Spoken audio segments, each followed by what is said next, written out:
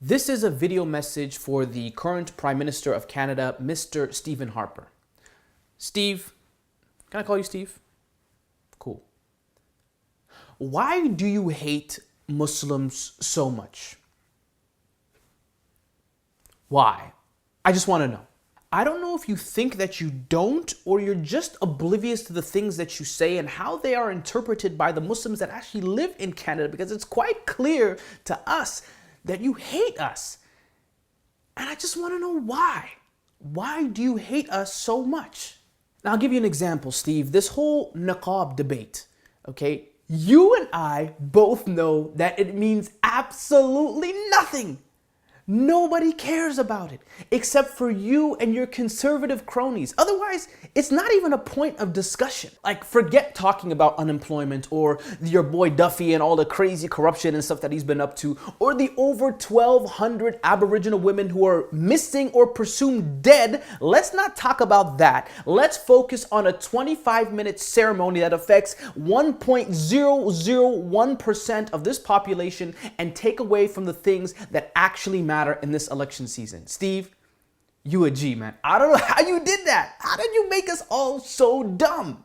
Now, if you said the things you say about Muslims to any other group in this society, you wouldn't have a job by lunchtime. But because there's always this need for the enemy, the other, the foreigner that we can blame our troubles on, Muslims just happen to be occupying that slot right now. Like the language that was used to justify Aboriginal people and residential schools, you know, these savages, these barbaric people. You see any similarities? Because we're the barbaric people now. Not to mention the language that was used to justify slavery in Canada and the justification of things like Africville, the destruction of an all-black community in Nova Scotia, or the same language that was used to justify the treatment of Chinese railway workers who built this country from east to west. Steve, that language can go a long way, and that language has a scary precedence, and it usually is followed by something very scary down the line. And I get it. You're scared of ISIS or Al-Qaeda or whatever crazy groups are out there, and guess what? So are we. But Steve, why don't we ever talk about the root cause of groups like ISIS? Like, for instance, the role that our Western foreign policy plays in helping to destroy countries like Iraq, the 2003 invasion, creating a vacuum where groups like ISIS can flourish. Why don't we ever talk about our role as Canadians in helping to create groups like ISIS? Steve, come on, bro. I'm trying to look out for you, man. I'm trying to explain to you that your game plan, it sucks. I don't know what you think you're doing, but it's not working. Because when you dehumanize Muslims in this country, you make us feel alienated, you make us feel isolated, you feed into the propaganda that groups like ISIS use to justify their tyranny in this country. And Stevie, listen here now. If you don't like that idea, you don't like the celebration of religious and cultural differences, if you don't like the dream of Canada, then why don't you just go back to wherever you come from? Seriously, just get on a plane and fly back to wherever you or your family or your ancestors came from. Leave this country because you do not represent Canada. And all you Canadians out there who allow Stephen Harper to speak on your behalf and soil the name of this great nation, then shame on you. Shame on you and every single person who doesn't speak up when they see such blatant bigotry and discrimination coming from the leader of this nation.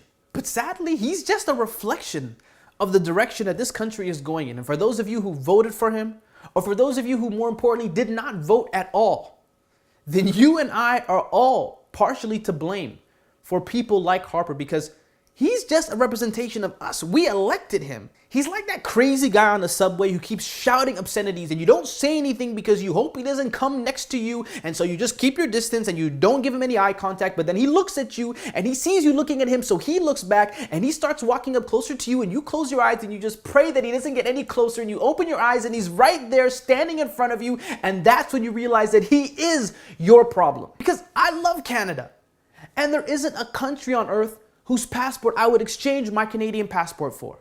And Canadian culture and identity, by definition, is one that is constantly changing and evolving to include more diverse thoughts, religions, and belief systems. And if you don't like that, then go back to where you come from. Because I'm from here, I'm Canadian, and I'm not going anywhere. And Muslims are not going anywhere. So deal with it and learn to love us and treat us as your fellow Canadians. Otherwise, the door is yours. You can go to wherever you want, but this is a place where we all belong. So just because I don't like poutine, or I don't drink Molson Canadians, or I don't like hockey, or I don't like Timmy's, I'm just kidding. If you don't like Timmy's, you got to leave right now because you have no place in this country, okay? Just because we may not be old stock Canadians doesn't make us any less Canadian than you. But you know what? In a really weird way, I should be saying thank you to Stephen Harper because he has inspired me.